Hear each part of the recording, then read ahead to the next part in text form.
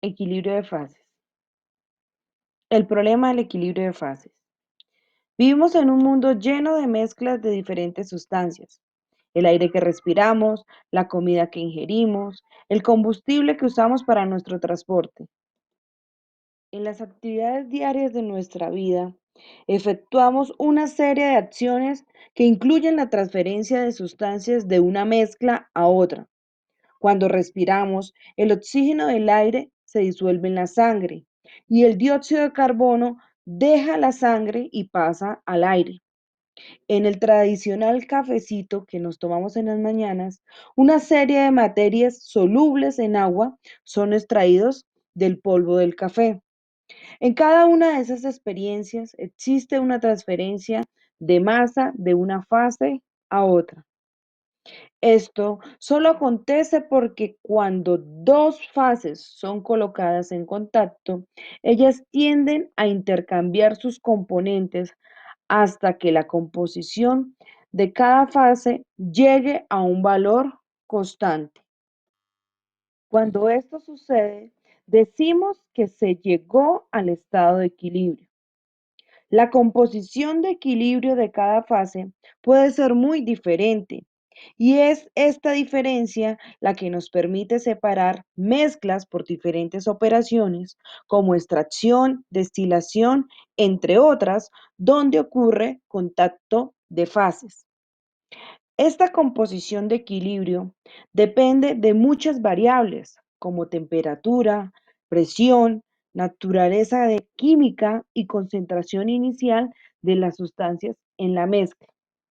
La termodinámica del equilibrio de fases procura establecer relaciones entre estas propiedades. El equilibrio de fases es entonces un tópico de fundamental importancia para varias ciencias, tanto físicas cuanto biológicas. Para la ingeniería química es de especial interés, ya que la mayoría o la mayor parte de las operaciones de manufactura de los productos químicos es de contacto entre fases. Entre ellas podemos mencionar la extracción, la destilación, la absorción, la absorción, la lixiviación, que son esenciales para la industria química. Estas se fundamentan en parte en el equilibrio entre fases. En esta figura podemos apreciar por qué las operaciones de separación son tan importantes para la ingeniería química. Bien, la parte central es la reacción química. Antes de ella, los reactivos deben ser preparados. Frecuentemente es necesario separar los reactivos deseados de aquellos que no son necesarios o que pueden interferir en la reacción. En los productos, el producto principal debe ser separado de los secundarios. Y ya que raramente una reacción química es completa, los reactivos no consumidos deben ser separados también para ser reciclados de nuevo al reactor. En una escala industrial, casi el 50% de la inversión de una planta química son para los procesos o las operaciones de separación. El problema que la termodinámica del equilibrio de fases intenta resolver es explicado en esta figura.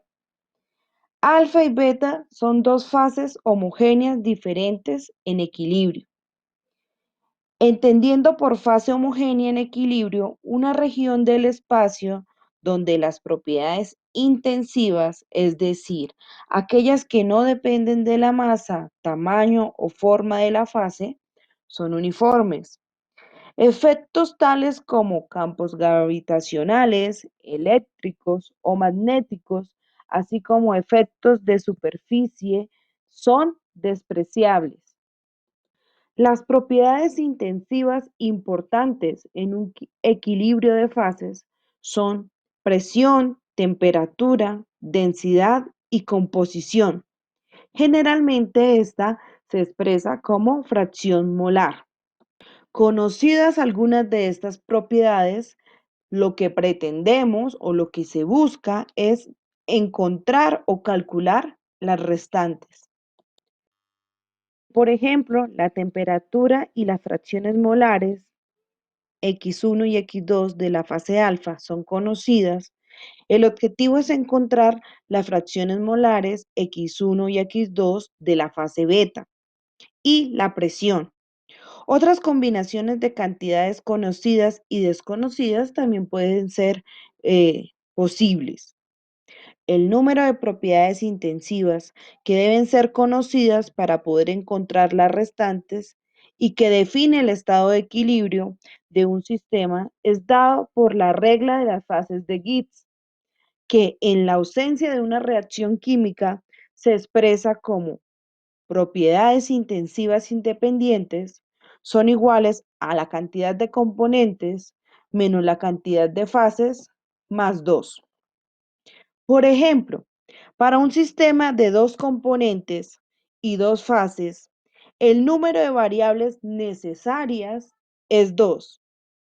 En este sistema, las variables de interés generalmente son la fracción molar de 1 en la fase alfa, la fracción molar de 1 en la fase beta, la presión y la temperatura. Dos de esas variables, cualquiera de estas, debe ser especificada antes que las otras puedan ser encontradas. Como la suma de las fracciones molares debe ser igual a la unidad, la fracción molar de 2 en alfa y de 2 en beta no son variables independientes, pues se calcula con la diferencia y las llamamos valores dependientes, dependientes de que la sumatoria debe dar 1.